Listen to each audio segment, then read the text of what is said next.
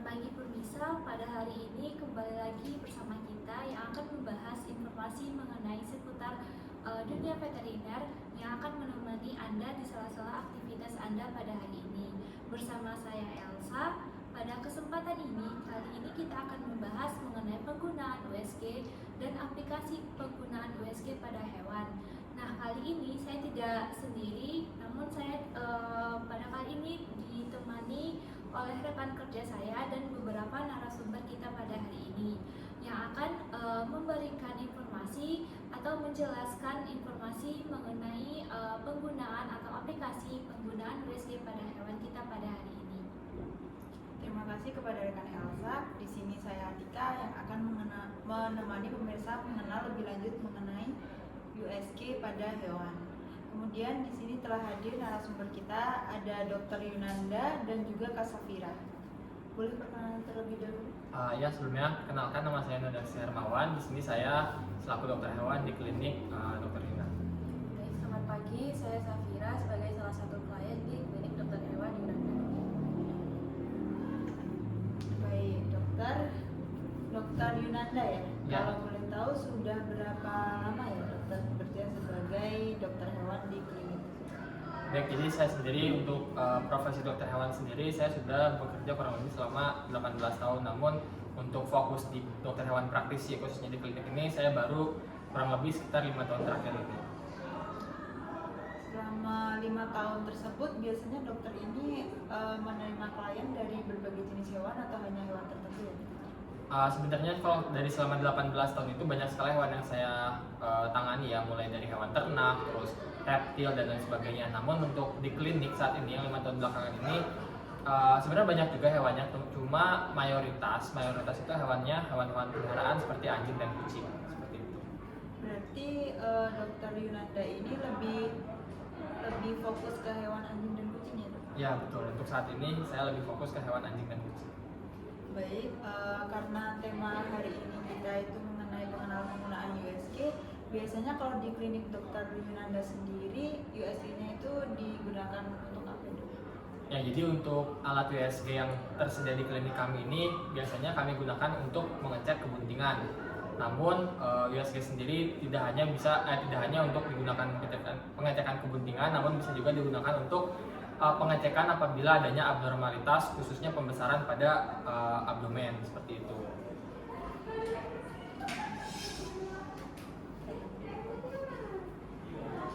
Oh oke.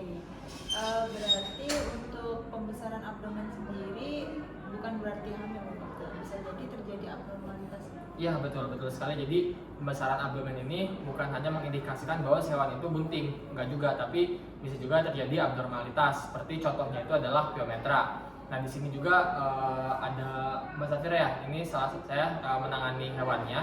Jadi hewan ini terkena pyometra seperti itu. Baik.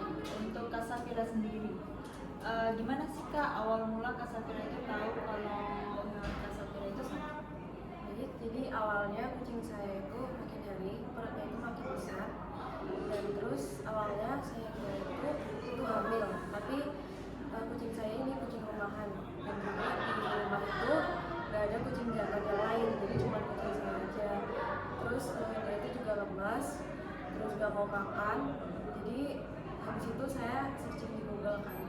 Terus yang banyak muncul itu ada tulisannya pyometra, dan saya baca itu pyometra penyakit yang parah kalau di kucing gitu kan.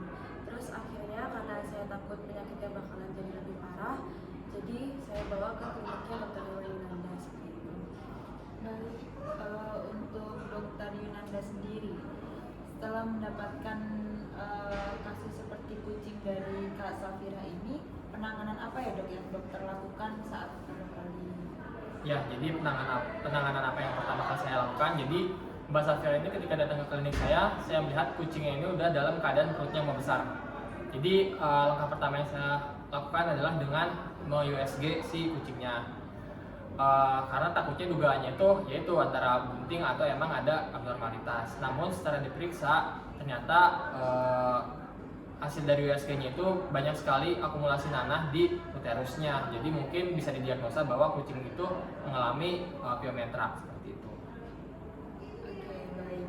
Untuk biometra sendiri nih dok, kita kan sebagai warga awam nggak tahu tuh biometra itu apa, boleh dijelasin untuk biometra? Oke, mungkin di sini saya sedikit menjelaskan terlebih dahulu ya apa itu biometra. Jadi biometra ini merupakan salah satu penyakit infeksius yang disebabkan oleh bakteri yang menyerang uterus kayak gitu. Nah, bakterinya bakteri apa sih? Jadi bakteri itu sebenarnya bakteri normal pada umumnya yang terdapat pada uterus. Jadi ada E. coli, terus ada Streptococcus, Staphylococcus dan lain sebagainya. Namun karena adanya pengaruh dari hormonal juga, jadi si bakteri-bakteri tersebut itu bersifat patogen.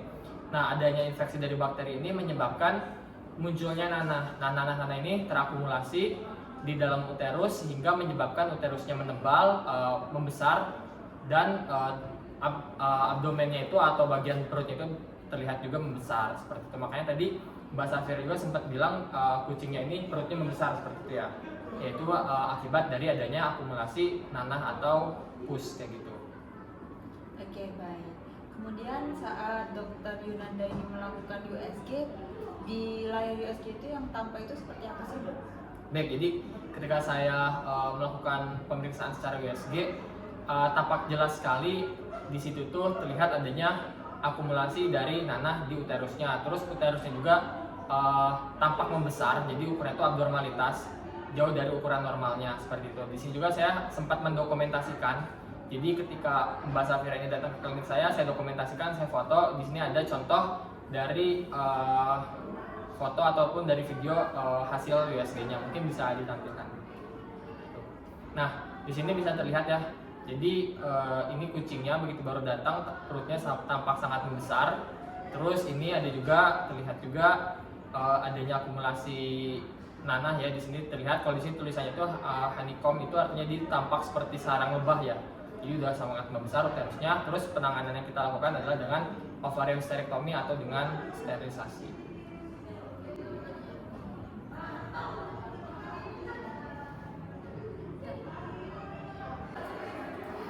Jadi beberapa pertanyaan atau jawaban dari dokter Yunanda yang saya simak tadi, saya juga ingin bertanya dokter, itu kan biometra kan disebabkan karena infeksi bakteri.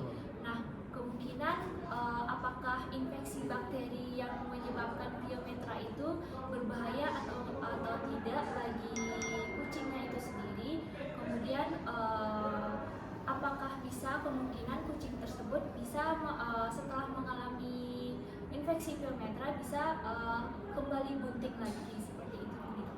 Oke, jadi saya izin ngulangin pertanyaannya. Mungkin tadi dari Mbak Elsa ini tanya apakah biometra ini berbahaya untuk kucing atau tidak. Terus apakah kucing yang terkena biometra ini bisa kembali hamil atau enggak. Jadi kalau misalkan dibilang bahaya atau tidak, jelas ini berbahaya. Karena apa? Karena di uterusnya ini sudah mengalami infeksi. Dan infeksinya ini menyebabkan akumulasi nanah, artinya banyak sekali infeksi ataupun banyak sekali bakteri yang menginfeksi si uterusnya, sehingga menyebabkan penumpukan nanah, akumulasi cairan, dan hingga perutnya membesar. Nah, langkah apa yang harus ditangani yaitu biasanya itu dengan disterilisasi untuk diambil uterusnya, diambil ovarian hysterectomy. Jadi sehingga apakah tadi pertanyaannya apakah bisa bunting kembali atau enggak, jawabannya tidak bisa karena penanganan biometra itu dengan diambil rahimnya seperti itu. Oke, baik, terima kasih dokter atas jawabannya. Kemudian baiklah, itulah mengenai pembahasan kita pada hari ini. Maka dari pembahasan kita pada hari ini bersama Dokter Yunanda beserta rekan saya dapat disimpulkan bahwa penggunaan USG itu tidak hanya dapat digunakan pada manusia, namun USG juga dapat digunakan pada hewan pet animal atau hewan besar lainnya. Kemudian penggunaan USG juga dapat mendeteksi kehamilan dan mendeteksi gangguan-gangguan kewajiran lainnya pada hewan. Seperti contohnya itu telah disebutkan oleh Dr. Yunanda tadi, seperti contoh biometra tadi. Nah, demikianlah talk show kita pada hari ini. Jika ada salah kata, mohon dimaafkan. Kemudian terima kasih kepada Dr. Yunanda, kemudian Mbak Safira yang telah hadir pada podcast kita, talk show kita pada hari ini, dan terima kasih atas rekan kerja saya yang telah menemani saya pada hari ini. Kemudian mungkin cukup itu informasi yang dapat kami bagikan kepada teman-teman di rumah semua. Sekian dari kami, sampai jumpa lagi. Dadah.